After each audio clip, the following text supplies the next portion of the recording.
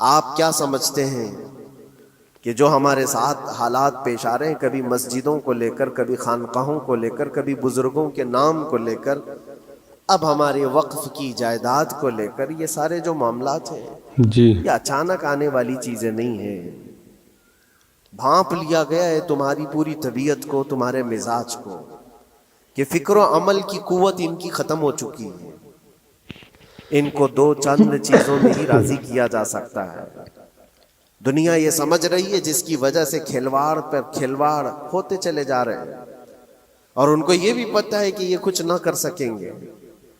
میرے عزیزو، آپ نا امید اور مایوس نہ ہو کہ ہم سے کچھ نہیں ہوگا، اللہ کریم چاہے تو ایک بندے سے بھی پوری دھرتی پر زلزلہ لا سکتا بے ہے۔ شک بے شک۔ اللہ کریم کی ذات پر یقین اور توکل رکھو۔ عزیزو دوستو السلام علیکم، میں آپ کا بھائی ریاض علی اور آپ دیکھ رہے ہیں ریاض علی آفیشیل یوٹیوب چینل۔ اگر آپ نے آج کی ویڈیو نہیں دیکھی تو آپ نے کچھ نہیں دیکھا۔ آج کا جو ویڈیو ہے یہ مفتی سلمان اجہری کا ویڈیو ہے، اور مفتی سلمان اجہری نے وقف بل کے بارے میں کیا بتایا ہے یہ آپ جانکاری لے کر کے جائیں، اور آپ کو سمجھنا ہے کہ مفتی سلمان اجہری نے وقف بل کے بارے میں کیا بتایا ہے۔ تو آپ اس جانکاری کو پورا سنیں اور سمجھیں کہ مفتی سلمان اجہری نے وقف بل کے بارے میں کیا بتایا۔ تو آپ ویڈیو کو پورا دیکھیں اور سمجھیں، اور ایسے ہی اچھے سچے بیان سننے کے لیے ہمارے چینل سے جڑ جائیے، اور ہمارے چینل کو سبسکرائب کر کے ویڈیو کو لائک کر دیں، اور کمنٹ میں ضرور بتائیں کہ ویڈیو کیسی لگی، اور آپ کمنٹ میں یہ بھی بتا دیں آپ کو جس ٹاپک پر ویڈیو بنوانی ہے تو آپ اس ٹاپک کو کمنٹ میں ضرور بتا دیں۔ تو آئیے ویڈیو کو اسکیپ نہ کرتے ہوئے ویڈیو کو پلے کرتے ہیں۔ برادران ملت اسلامیہ، السلام علیکم ورحمۃ اللہ وبرکاتہ۔ وعلیکم السلام ورحمۃ اللہ تعالی وبرکاتہ۔ الحمد للہ، الحمد للہ الحنان المنان الذي خلق الإنسان وعلمه البيان، والصلاة والسلام على رسوله سيد الإنس والجان، وعلى آله وأصحابه ذوي الخير والإحسان، أما بعد، فأعوذ بالله من الشيطان الرجيم، بسم الله الرحمن الرحيم۔ إن الله لا يغير ما بقوم حتى يغيروا ما بأنفسهم، وإذا أراد الله بقوم سوءا فلا مرد له، صدق الله مولانا العظيم۔ بارگاہ رسالت معاب صلی اللہ علیہ وسلم میں درود پاک کا ہدیہ پیش کریں۔ اللہم صلی علی سیدنا مولانا اللہم صلی علی محمد سیدنا وعلی محمد آل معدن محمد، الجود والکرم، صلاة والسلام وآلہ علیکہ یا واصحابہ رسول الکرام اللہ، وابنہ الکریم، یا وبارک رسول وسلم اللہ، یا صلاة رسول اللہ دائمة صلی اللہ سرمدا تعالی ابدا۔ علیہ وسلم۔ حالات زمانہ کے اعتبار سے اور ہماری حالتوں کے اعتبار سے ایک بہت ہی عمدہ شعر ہے جی جو بالکل صادق آتا ہے۔ قوت فکر و عمل پہلے فنا ہوتی ہے، قوت فکر و عمل پہلے فنا ہوتی ہے جب کسی قوم کی شوکت پہ زوال آتا بے ہے۔ شک۔ یوں ہی کوئی قوم نہیں مرتی، کسی قوم کے اوپر زوال آتا ہے تو سب سے پہلے اس قوم کے اندر سوچنے سمجھنے کی صلاحیت ختم ہو چکی ہوتی ہے، تب جا کر کے زوال آتا ہے۔ آج اس شعر کو میں پڑھتا ہوں تو محسوس ہوتا ہے کہ ہماری قوم پر یہ شعر صادق آتا ہے۔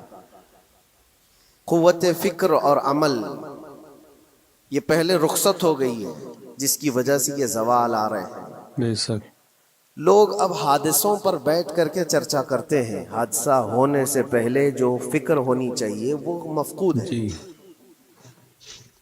گھر جلنے کے بعد پھر میٹنگ کرنے کا مطلب کیا ہے؟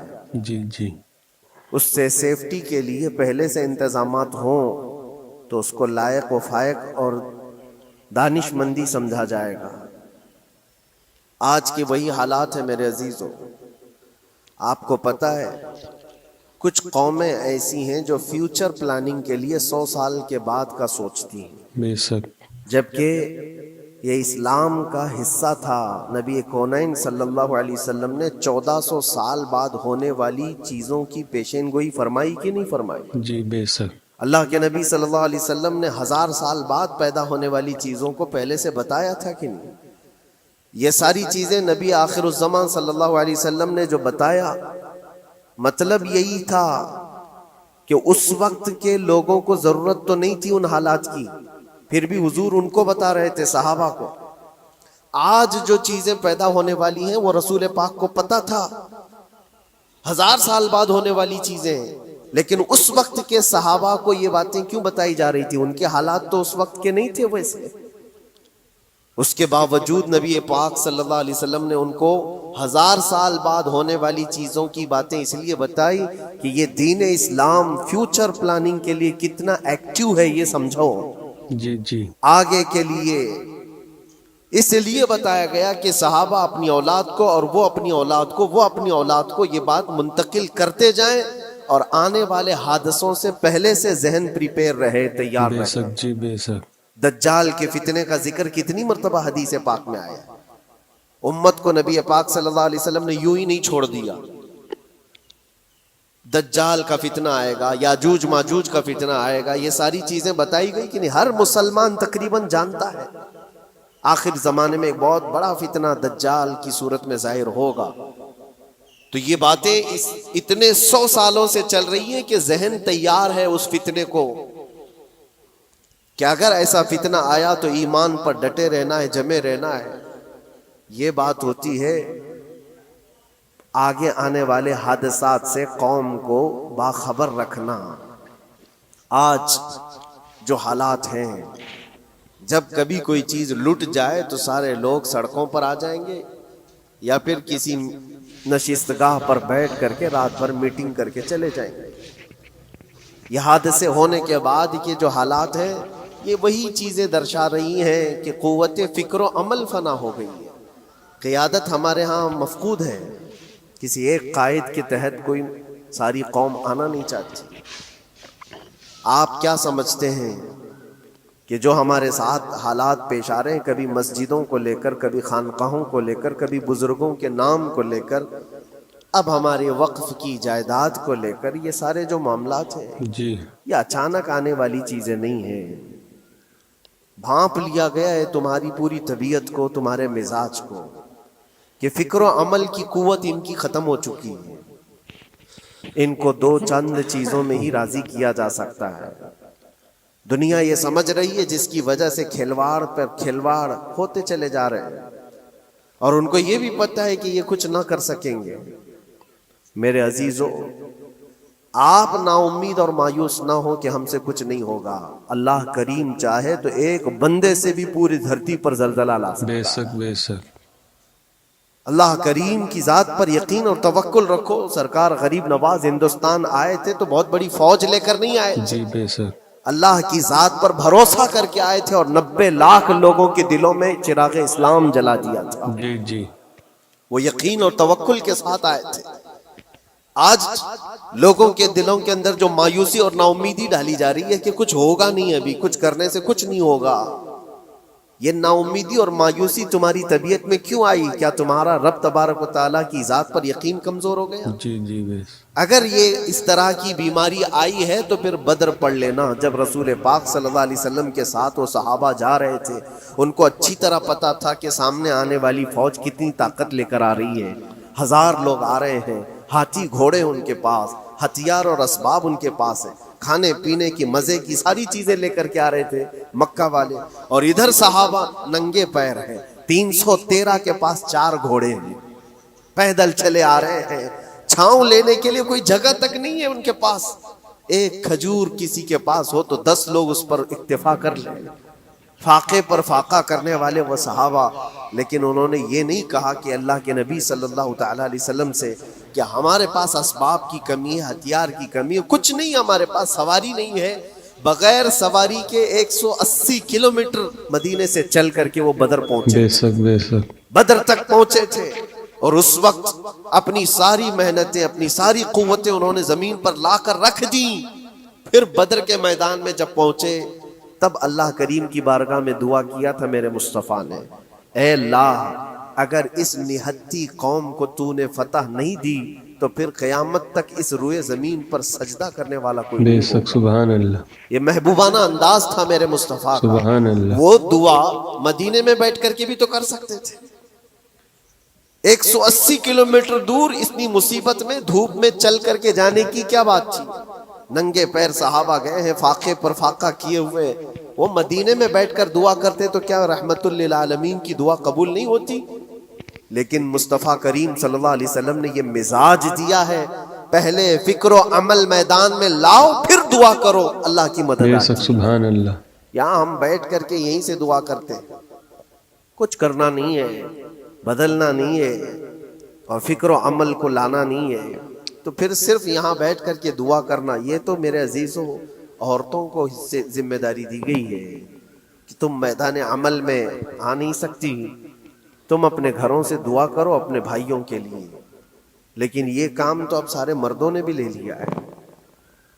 بہرحال قوت فکر و عمل پہلے فنا ہو جاتی ہے جب کسی قوم کی شوکت پہ زوال بے آتا شک ہے۔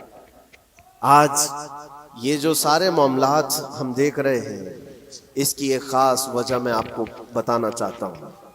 آج سے تقریباً 8-9 سال پہلے میرا ایک بیان بھی ریکارڈ موجود ہے، کافی دنوں تک وہ چلتا رہا، میری اپنی بات نہیں تھی۔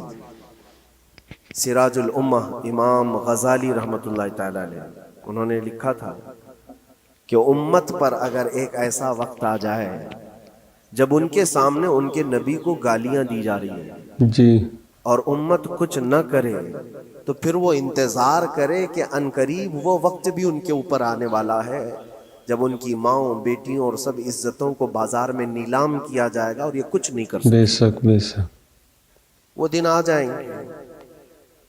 بیسک وجہ وہاں سے شروع ہوئی کہ لوگ اپنے عیش و عشرت میں کچھ کمی نہ کر سکے، بارگاہ مصطفیٰ صلی اللہ علیہ وسلم کی گستاخیاں کھلے عام ہوتی رہیں، جی اور اس پر ہم لوگ جس طرح کے حالات دیکھتے رہے۔ بہت سارے لوگ تو مجھ کو یہ کہتے تھے، مجھ سے یہ کہتے تھے، کیا ضرورت ہے آپ کو بولنے کی، حالات دیکھ نہیں رہے آپ؟ ظالمو، تم کو اگر کوئی چھوٹی سی ماں کی گالی دے دے تو تم بپھر جاتے ہو اور اس کے اوپر آسمان توڑنے کی بات کرتے ہو، اور ہم اپنے نبی پاک صلی اللہ علیہ وسلم سے کروڑوں ماؤں سے زیادہ محبت کرتے ہیں۔ اس رسول پاک صلی اللہ تعالی علیہ وسلم پر کوئی بھونکتا رہے اور اس کا جواب نہ دو، تم یہ کہتے ہو مصلحت ہے، حالات ایسے ہیں یہ، تو پھر اپنا یہ لباس بدل دینا چاہیے، اپنا نام بدل دینا چاہیے، پھر اس دائرہ اسلام میں رہ کر کے مطلب کیا ہے؟ جی جی اسی لیے اقبال نے 100 سال پہلے ایک مزاج دیا تھا، ایمان ہے کیا چیز، اسلام ہے کیا چیز، تم کیا سمجھتے ہو داڑھی ٹوپی اور جبے کبے کا نام اسلام ہے؟ اسلام کیا ہے؟ اقبال نے کہا تھا کہ بارگاہ مصطفیٰ صلی اللہ تعالی علیہ وسلم کے قدموں تک اپنے آپ کو پہنچا دو، یہی دین بے ہے، شک یہی دین ہے۔ گر بہو نہ رسیدی تمام ابو لہبیست، اور اگر تم وہاں تک نہیں پہنچ سکے تو زندگی ابو لہب کی طرح۔ جی جی دین یہ ہے، آبرو ماں زنام مصطفیٰ است، ہم سب کی عزت و آبرو حضور کے نام سے جڑی ہوئی، بے شک بے شک ان کے نام سے جڑی ہوئی ہے ہماری عزت و بے آبرو، شک اور تم اس نام کی حفاظت نہیں کر سکو گے تو آگے یہ سب چیزیں آنے والی ہیں جو آ رہی ہیں۔ آج لوگ آج واویلا مچا رہے ہیں، یہ بات یاد رکھنا، شیطان کبھی فجر کی نماز کے لیے اٹھا نہیں جی سکتا، جی اور اگر اٹھا رہا ہے تو پھر اس کا کوئی مقصد ہے۔ بے شک شیطان اور نماز، آج سختہ ان کے پاس ہے، طاقت ان کے پاس ہے، حکومت ان کے پاس ہے، ڈپارٹمنٹ ان کے پاس ہے، سب کچھ، جوڈیشری، ہر چیز ان کے پاس ہو، وہ کیا کر رہے ہیں اس سے مجھے مطلب نہیں۔ میں آپ سے یہ پوچھنا چاہتا ہوں، مجھے رہزنوں سے غرض نہیں، تیری رہبری کا بے سوال ہے۔ شک تم خیر امت ہو، رسول پاک کی امت میں ہو، تمہاری بھومکا جس کو کہا جاتا ہے، تمہاری یہاں پر زندگی کے معاملات یہ بہت زیادہ اہمیت کے حامل ہیں، تم کیسے بن سکتے ہو آج؟ اسی لیے قرآن پاک کی آیت میں نے شروع میں تلاوت کی، رب ذوالجلال فرماتا ہے ان اللہ لا یغیر ما بقوم حتی یغیروا ما بانفسہم، بے شک اللہ تعالیٰ اس وقت تک کسی قوم کی حالت نہیں بدلتا جب تک وہ قوم خود اپنی حالت بدلنے کی کوشش نہیں کرتی. جی بے شک. جب تک اپنی حالت بدلنا نہیں چاہتے اس وقت تک اللہ تبارک و تعالیٰ نہیں بدلے. بے شک بے شک. وَإِذَا أَرَادَ اللَّهُ بِقَوْمٍ سُوءًا فَلَا مَرَدَّ لَهُ. اور اللہ تعالیٰ کا یہ جلال بھرا ارشاد تو سنو. یہ 13ویں پارے کی سورہ رعد کی آیت ہے. اللہ کریم فرماتا ہے اور جب اللہ کسی قوم کے ساتھ سختی کا معاملہ کرنا چاہے، پکڑ کرنا چاہے، تو پھر کوئی طاقت اس کو ٹال نہیں سکے گی. رب تبارک و تعالیٰ جب کسی قوم پر عذاب لانا چاہے تو کوئی اس کو ٹال نہیں سکے. تو بدلو. اسی لیے اکثر یہ کہا جاتا، میں تو اپنی تقریروں میں جو چند مجھے چیزیں یاد رہتی ہیں وہ عرض کیے دیتا ہوں. باقی مجھے شعر و شاعری زیادہ یاد نہیں رہتی، لیکن جو دل پہ لگتی ہیں باتیں وہ ذہن میں محفوظ ہو جاتی ہیں. کسی شاعر نے کہا تھا، جگہ جگہ کے تھک چکے ہیں تمہیں یہ ہنگامے، نشاتے لذت خواب گراں بدل بے ڈالے. شک. سبحان اللہ. کیا مطلب ہے؟ روز ایک ایک ہنگامہ ہوتا ہے، تم کو جگا رہا ہے. اٹھ جا اے مسلمان، اٹھ جی جا. جی.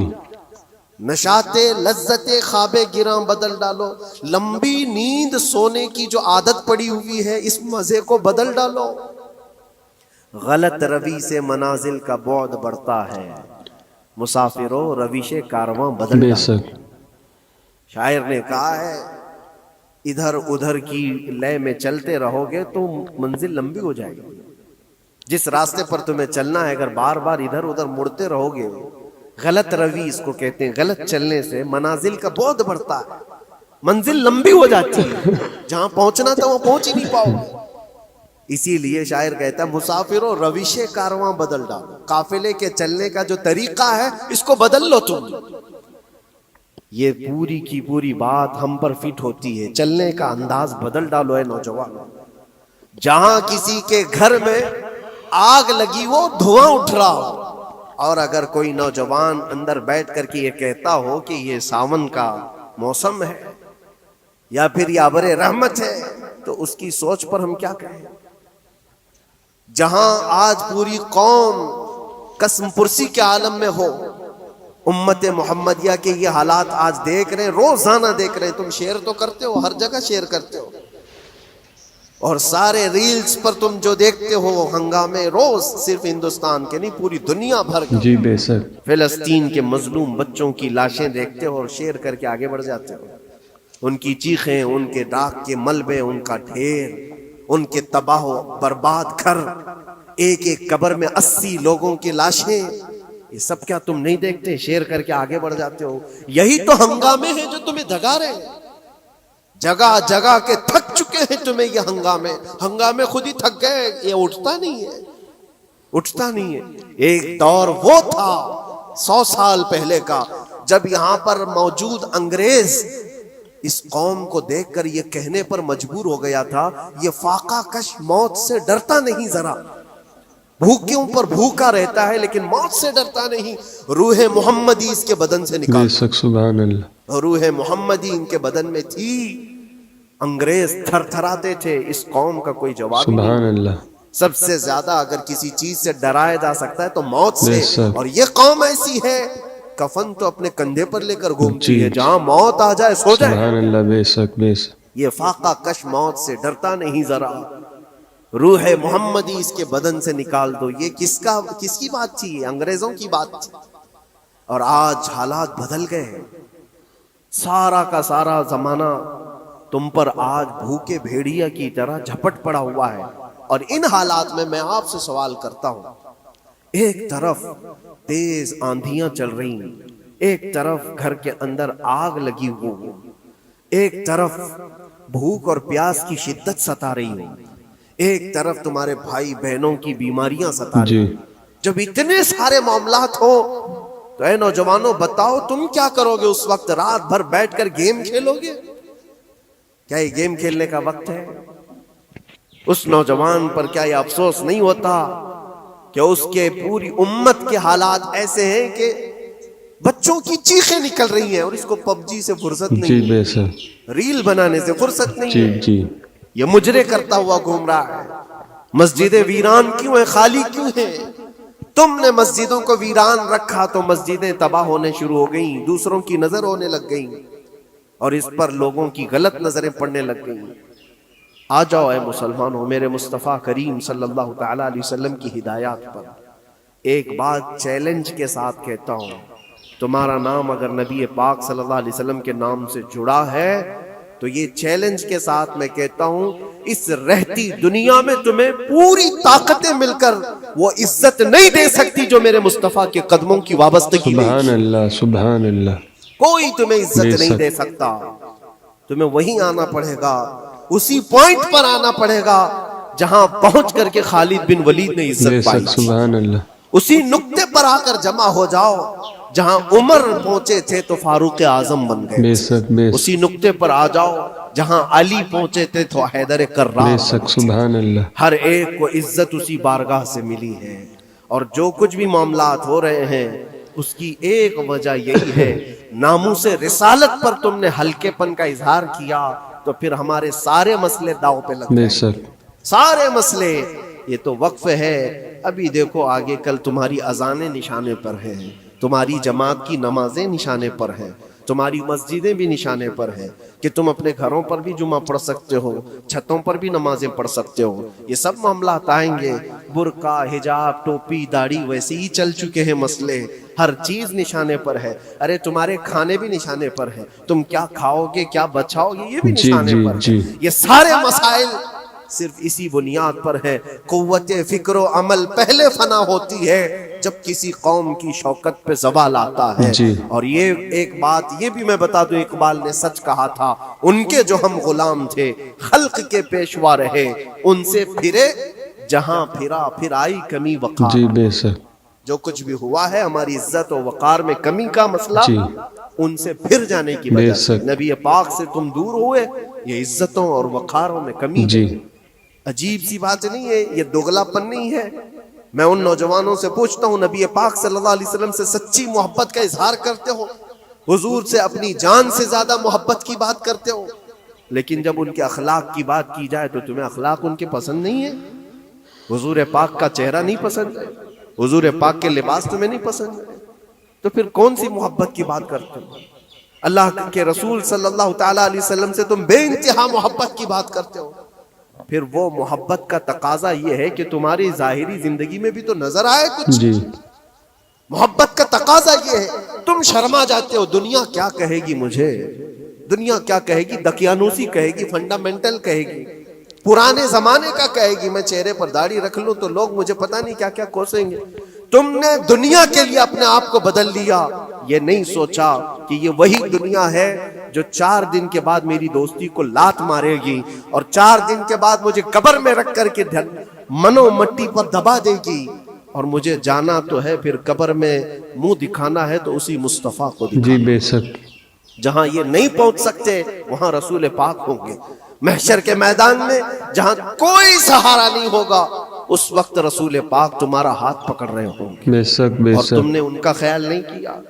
آ جاؤ اسی نقطے پر، اسی پوائنٹ پر جہاں ہماری کامیابی مضمر ہے۔ میں صرف اور صرف اپنے بیانوں میں یہی چیز عرض کرنا چاہتا ہوں، صرف اتنا چاہتا ہوں، اے نوجوانوں، جس کے نام سے تم آباد ہو اس نام کے ساتھ صحیح معنوں میں جڑ جاؤ، کیونکہ قرآن کا وعدہ ہے وَلَا تَهِنُوا وَلَا تَحْزَنُوا وَأَنْتُمُ الْأَعْلَوْنَ إِن كُنتُم مُؤْمِنِينَ۔ گھبراؤ مت، پریشان مت ہو، تم سب سے زیادہ بلند رہو گے۔ اگر اللہ نے فرمایا ہے تو یہ 100% حق ہے۔ اللہ نے فرمایا ہے تم سب سے زیادہ بلند رہو گے، لیکن آگے رب فرماتا ہے ان کنتم مؤمنین، اگر تم سچے ایمان والے ہو جاؤ۔ اور ایمان کس کو کہتے ہیں؟